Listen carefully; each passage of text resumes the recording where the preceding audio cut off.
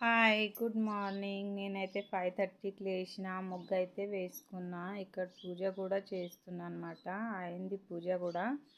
ఎందుకంటే చలి పెడుతుంది కానీ ఏం చేయాలి, పిల్లలు స్కూల్ ఉంటుంది కదా, తప్పదని 5:30కి అయితే లేచిన, పూజ అయితే చేసుకున్నా. ఇక తర్వాత చలి పెడుతుందని ఛాయ్ అయితే పెట్టుకున్నా. చాయ్ తాగి వంట అయితే స్టార్ట్ చేసిన. ఇక కూరగాయలు చూస్తే ఏం లేవు, ఇక ఏం చేయాలి అని టమాటా కర్రీ అయితే చేస్తున్నా. టమాటా కర్రీ అన్నం అయితే పిల్లలు చేస్తున్నాయి, ఇక వాళ్ళకి అదే కట్టిద్దామని. మా లడ్డునేమో దోశలు వేయొద్దాం మమ్మీ అని అడుగుతుండు. అయితే ఈరోజు నానబెడతా అని చెప్పిన.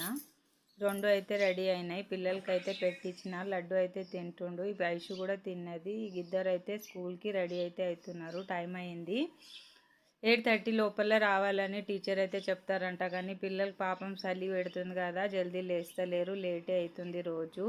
ఈ చలికి నాకు కూడా వాళ్ళకు లేపాలనిపిస్తలేదు. 6:30కి లేచినా కానీ వాళ్ళకు లేటే అవుతుంది. తర్వాత ఇద్దరు అయితే రెడీ అవుతారు. లడ్డు అయితే షూస్ వేసుకుంటుండు.